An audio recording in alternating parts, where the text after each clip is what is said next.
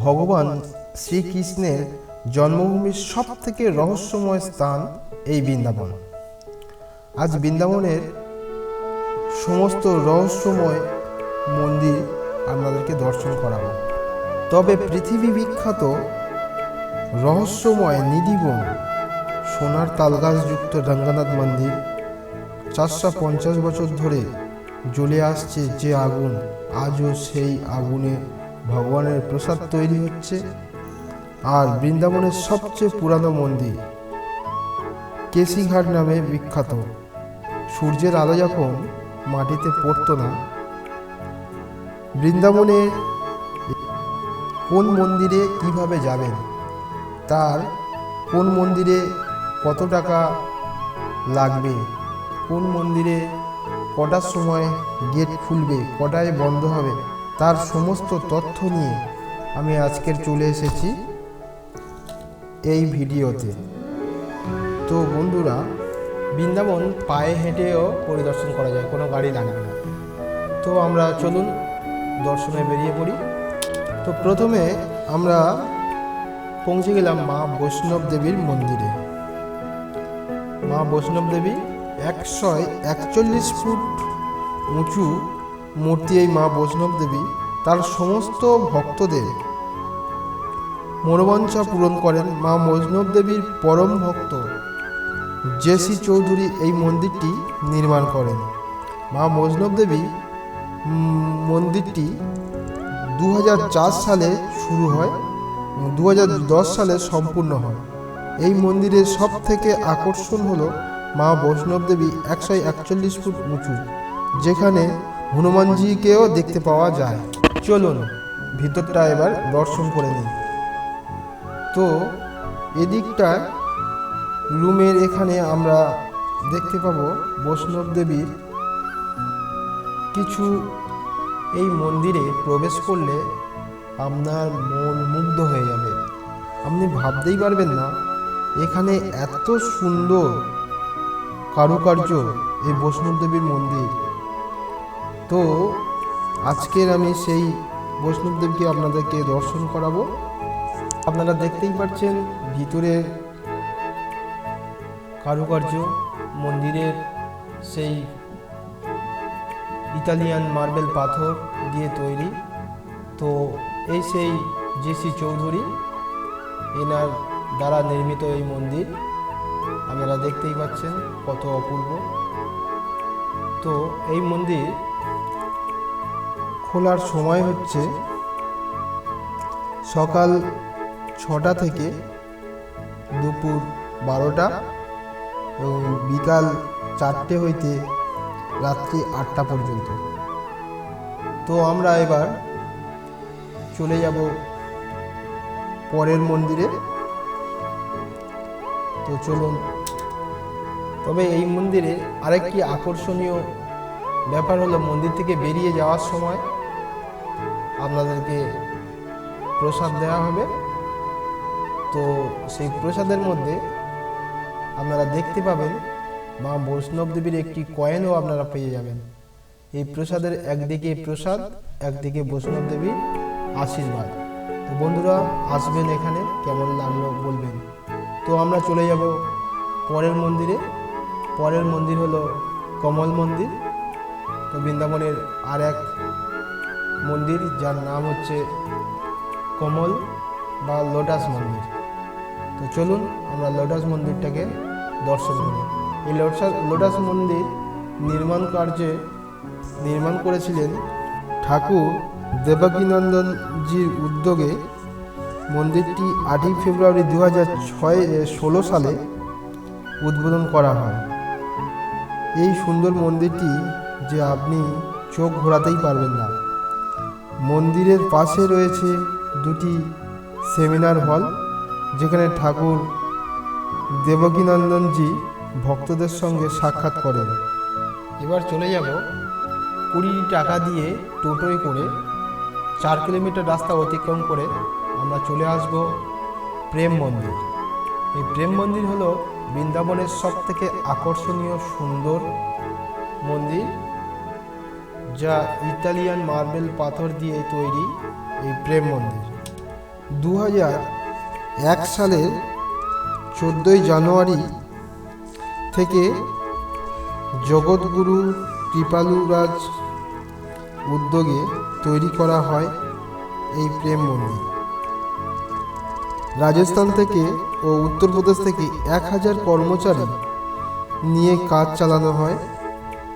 তো মন্দিরটি 2012 সালে 17ই ফেব্রুয়ারি ভক্তদের জন্য খোলা হয়। মন্দিরটি 54 একর জায়গা নিয়ে এই মন্দির স্থাপিত। মন্দিরটির উচ্চতা 125 ফুট আর লম্বা 190 ফুট, যা মন্দিরটি অবস্থিত। এই মন্দিরটির মধ্যে প্রবেশ করলে আপনাদের যে কখন সময় পার হয়ে যাবে তা বুঝতেই পারবেন না। মন্দিরের বাইরে শ্রীকৃষ্ণের বিভিন্ন লীলা দেখতে পাবেন। মন্দিরে ঢোকার সময় সকাল 8টা থেকে 12টা এবং মন্দির থেকে বিকাল 4টে থেকে 4:30 মিনিটে মন্দিরটি বন্ধ হয়ে যায়। দর্শন করার সময় মন্দিরে প্রচণ্ড ভিড় হয়, তো বন্ধুরা সেই মতন সাবধানে ঢুকতে হবে এই মন্দিরে। এখানে রাত্রেবেলা আরও সুন্দর আলোকসজ্জায় সজ্জিত হয়ে যায় এই প্রেম মন্দির। তো আমরা এবার চলে যাব পরের মন্দির, ইস্কন মন্দির। ইস্কন মন্দিরে আমরা এবার প্রবেশ করব। তো বন্ধুরা কেমন লাগছে কমেন্ট করে জানাবে মন্দিরগুলো। তো ইস্কন মন্দির শুধু ভারতে নয়, ইস্কন মন্দির সারা পৃথিবীর বিখ্যাত। এই ইস্কন শ্রীকৃষ্ণ ও বলরাম মন্দিরও বলা হয় এই মন্দিরকে। এটি 1975 সালে ইস্কন ফেডারেশন দ্বারা নির্মিত। এটি ভারতের প্রথম ইস্কন মন্দির। এই মন্দিরে আসলে আপনার বিকালের দিকে বিদেশি ভক্তদের জন্য প্রচণ্ড ভিড় হয়। এরা কৃষ্ণ নাম সংকীর্তন করে বিকালবেলা, এই জন্য ইস্কন মন্দিরে প্রচুর ভিড় হয়। আপনিও কৃষ্ণ নামে বিলীন হয়ে যাবে, আপনি নিজেও বুঝতেই পারবেন না।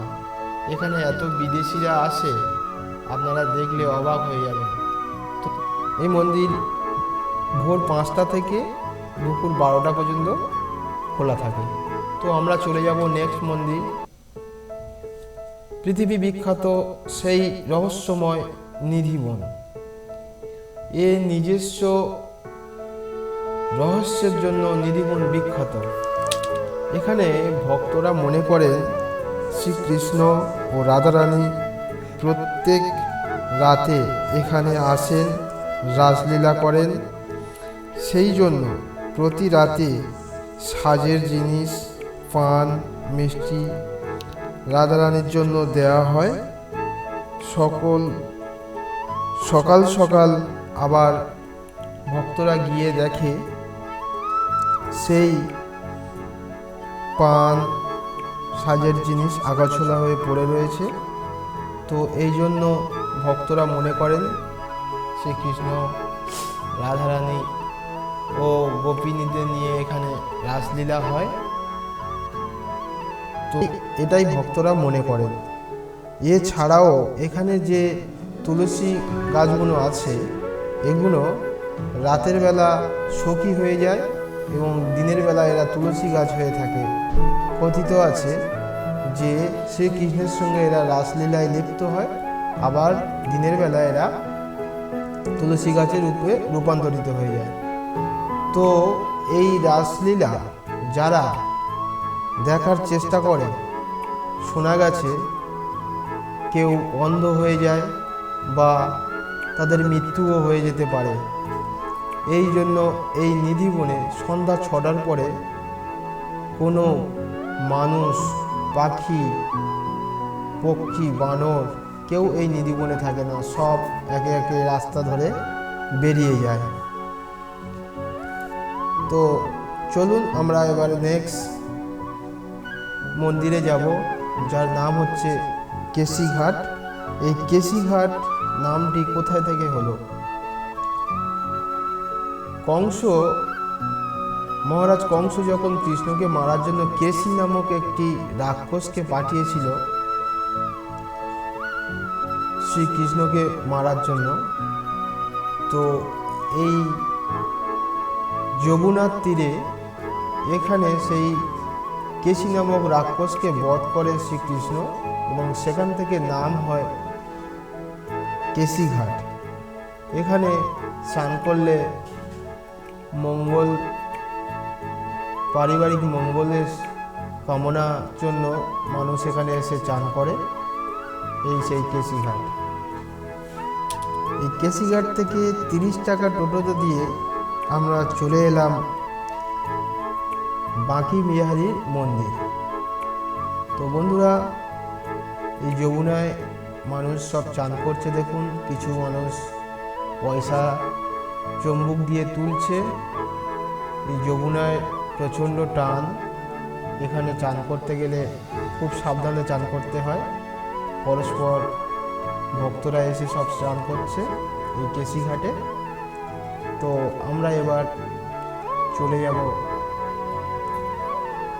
পরের মন্দিরের নাম হলো বাঁকি বিহারীর মন্দির। এই বাঁকি বিহারীর মন্দিরটি বৃন্দাবনের সবথেকে বেশি ভক্তরা এখানে আসেন। তানসেনের গুরু হরিদাসজি দ্বারা নির্মিত এই বাঁকি বিহারীর মন্দির।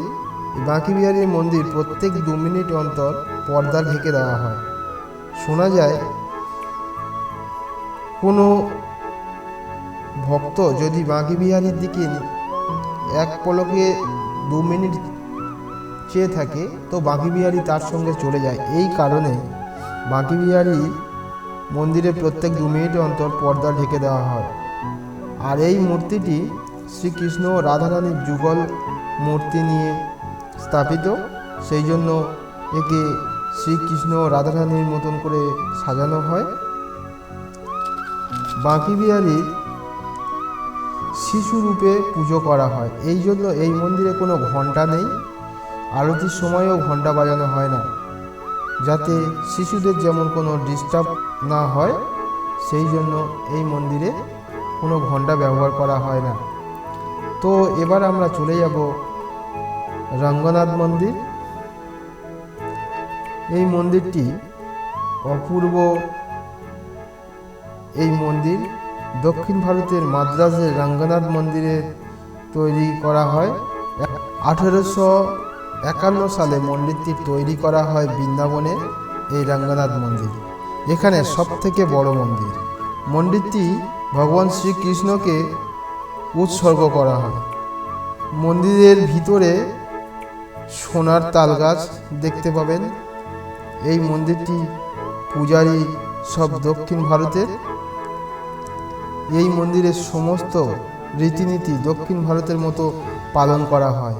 মন্দিরে হিন্দু ধর্মের মানুষ ছাড়া অন্য কোনো ধর্মের মানুষকে প্রবেশ করতে দেওয়া হয় না। বিদেশিরা প্রথম দ্বার পর্যন্ত প্রবেশ করে দেওয়া হয়। এই মন্দিরে ঠাকুরকে বিয়ের সাজে দেখতে পাবেন। একাদশীর দিন এই বিবাহ পালন করা হয়। এবার আমরা চলে আসব মদনমোহনজির মন্দির। এই মদনমোহনজির মন্দিরটি বৃন্দাবনের আদিত্য টিলার উপর অবস্থিত। 20 ফুট উঁচুতে এই মন্দিরটি রয়েছে। সেখানে নদীর পাড়েই এই মন্দিরটি নির্মাণ করেন এক ব্যবসাদার। সনাতন গোস্বামীর কথায় এই ব্যবসাদার যমুনা নদীর উপর দিয়ে জাহাজে করে ব্যবসা জিনিস নিয়ে যাচ্ছিল। তখন জল কমে যাওয়ার ফলে এই আদিত্য টিলাটি আটকে পড়ে। সেই সময় সনাতন গোস্বামীজি মদনমোহন ঠাকুরকে নিয়ে এই টিলাতেই থাকতেন।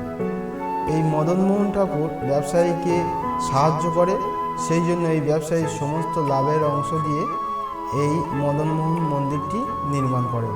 তো আমরা চলে যাব এবার রাধাবল্লভ মন্দির। এই মন্দিরটি খুব জনপ্রিয় এবং জাগ্রত মন্দির। এখানে ভক্তরা আসলে একটি মনের মধ্যে শিহরণ জাগরণ হতো এই রাধাবল্লভ মন্দিরে। এখানে কোনো কিছু মনোবাঞ্ছা ইচ্ছা প্রকাশ করলে ঠাকুর তা সম্পূর্ণ করত। সেই জন্য ভক্তরা দলে দলে এই রাধাবল্লভ মন্দিরে আসতেন। তো বন্ধুরা দেখুন এই রাধাবল্লভ মন্দির কত সুন্দর। এখানে ভক্তরা পরস্পর এসে মন্দিরে প্রণাম করে যায় এবং মন্দিরের পূজারীরাও এখানে ভক্তদের সঙ্গে সুন্দর ব্যবহার করে। এবার চলে যাব আমরা রাধাবল্লভ মন্দির থেকে বেরিয়ে মোগল সাম্রাজ্যে আকবর যখন তিনি বৃন্দাবনের সবথেকে পুরানো 7টি মন্দিরের জন্য 180 বিঘা জমি দিয়েছিলেন। তার মধ্যে এই রাধাবল্লভ মন্দির 120 বিঘা স্থান নিয়ে অবস্থিত। এই মন্দির প্রথমে এই রাধারমণ মন্দিরটি খুব জাগ্রত। গোপাল ভট্ট গোস্বামী দ্বারা 1952 সালে তৈরি করা হয় এই রাধারমণ মন্দিরটি। এই মন্দিরে এখনো পর্যন্ত আগুন জ্বলে, যে আগুন নেবে না, এই আগুন দিয়েই ঠাকুরের প্রসাদ তৈরি করা হয়। তো আজকের ভিডিও এখানেই এই পর্যন্ত। বন্ধুরা কেমন লাগলো কমেন্ট করে জানাবেন।